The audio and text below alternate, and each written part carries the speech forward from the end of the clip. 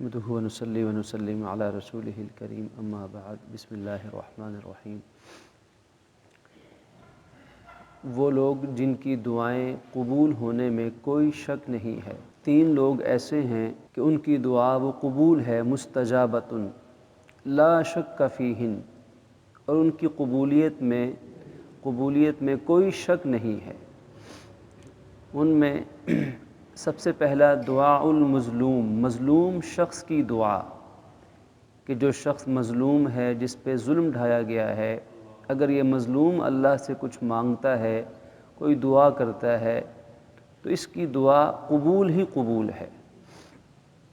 بلکہ بعض روایت کا تو مفہوم بنتا ہے کہ جب مظلوم کی دل سے، زبان سے کوئی دعا نکلتی ہے تو اسی لمحے اللہ پاک کی بارگاہ میں پہنچا دی جاتی ہے اور وہ مقبول ہو جاتی ہے، گویا کہ اس دعا کو پر لگ جاتے ہیں اور اللہ پاک کی بارگاہ میں جا کے شرف قبولیت حاصل کر لیتی ہے۔ اور دوسرے والدین ہیں، دعاء الوالدی، والدین کی دعا اپنی اولاد کے حق میں، والدین کی دعا اپنی اولاد کے حق میں۔ اب والدین کا مقام و مرتبہ ہے ہی ایسا کہ اللہ پاک نے اپنے حق کے ساتھ قرآن پاک میں 20 مقامات پر والدین کے حق کو جوڑا ہے،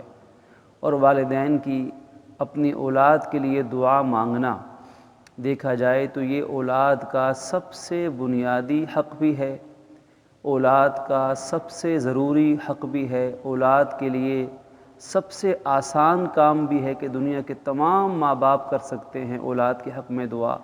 نہ اس پہ پیسہ لگتا ہے، نہ کوئی بہت زیادہ وسائل چاہیے، بہت زیادہ وقت چاہیے، آسان ترین عمل ہے، اور نہ ہی اس کے لیے کوئی بہت بڑا علم چاہیے کہ دنیا کے تمام ماں باپ بس دل میں جذبہ ہو اپنی اولاد کے لیے اور اولاد کے لیے دعا مانگی جائے۔ جیسا ماں باپ اپنی اولاد کو دیکھنا چاہتے ہیں، بہتر سے بہتر دین دنیا کے اعتبار سے ساری کوششوں کے ساتھ ساتھ اولاد کے حق میں یقین کے ساتھ دعا مانگنا۔ آج ماں باپ اپنی اولاد کے لیے کیا کچھ نہیں کرتے،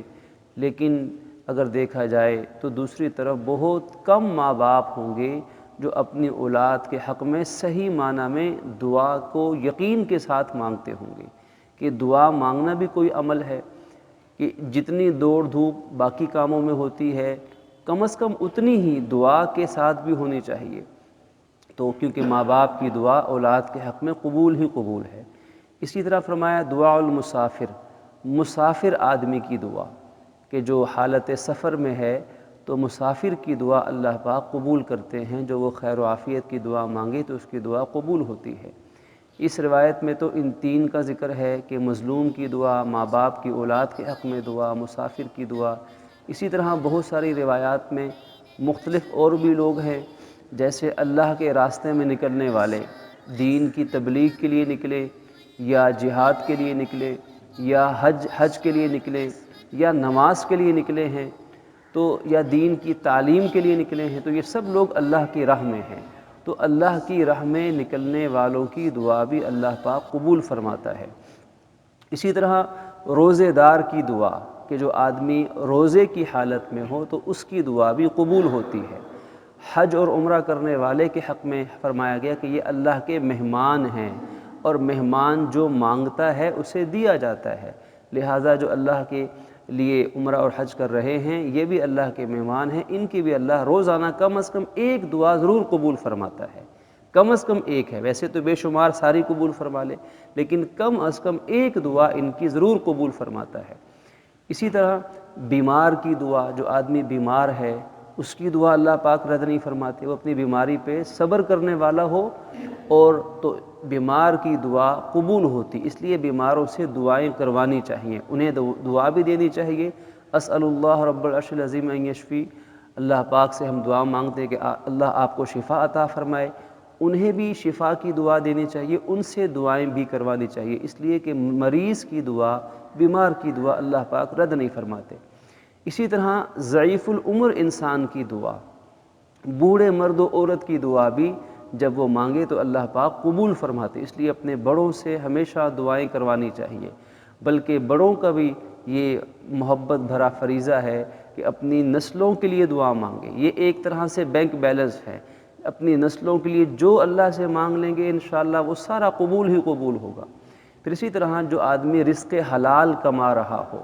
رزق حلال کمانے والے کی بھی دعا قبول ہوتی ہے، چاہے وہ ملازمت ہے، کاروبار ہے، کھیتی باڑی ہے، کوئی بھی کام جو رزق حلال کا ہے اس میں آدمی جب محنت کر رہا ہو، بلکہ بعض بزرگوں نے تو اپنے تجربے سے بتایا ہے کہ جب آدمی رزق حلال میں محنت کرتے کرتے تھک جائے اور جسم تھکاوٹ سے چور ہو جائے تو اس وقت جو دعا مانگے گا انشاءاللہ اللہ پاک اس کو رد نہیں فرمائیں گے۔ اب اس لیے کہ وہ رزق حلال کما، وہ حرام بھی تو کما سکتا تھا، وہ ناجائز ذرائع آمدنی بھی تو اختیار کر سکتا، اللہ کے ڈر سے، فکر آخرت کی بنا پر حلال کی تلاش میں وہ محنت کرتا ہے۔ اب اس کی یہ محنت اللہ کو بڑی پسند ہے۔ اور ایک کنز المال کی حدیث کا مفہوم بنتا ہے کہ رزق حلال کمانے میں جو تھکاوٹ ہوتی ہے اللہ اس تھکاوٹ سے بھی انسان کے گناہوں کو معاف فرما دیتا ہے۔ اور یہ عمل اتنا، یہ حالت اتنی پسند ہے، حلال کماتے وقت محنت، تھکاوٹ یا کچھ پریشانی ہے، یہ اتنی پسند ہے کہ ایک اور روایت کا مفہوم بنتا ہے کہ اللہ پاک جس بندے کو عظیم مراتب سے نوازنا چاہتے ہیں لیکن وہ آدمی اپنی عبادت اور عمل کی وجہ سے اس مقام تک نہیں پہنچ پاتا، تو اللہ پاک رزق حلال کمانے کی محنت کی برکت سے اللہ اس کو وہ مقام عطا فرما دیتے ہیں کہ بغیر اتنی عبادت کے اتنا بڑا عبادت گزار کا مقام اس کو مل جاتا ہے۔ اسی طرح اور بہت سارے مواقع ہیں کہ جن میں دعائیں قبول ہونے، اور بہت سارے ایسے افراد ہیں جن کا احادیث مبارکہ میں نام لے کر فرمایا گیا کہ ان کی دعائیں قبول ہوتی ہیں، لہٰذا ان تمام لوگوں سے دعائیں کروانی بھی چاہیے، اور انسان اگر ان میں سے کسی قسم میں خود آتا ہو تو خود اسے اپنے لیے بھی اور اوروں کے لیے بھی خوب دعا مانگنی چاہیے۔ اللہ پاک اپنی رحمت سے ہمیں اپنی بارگاہ میں ہمیشہ ہاتھ پھیلائے رہنے کی توفیق عطا فرمائے۔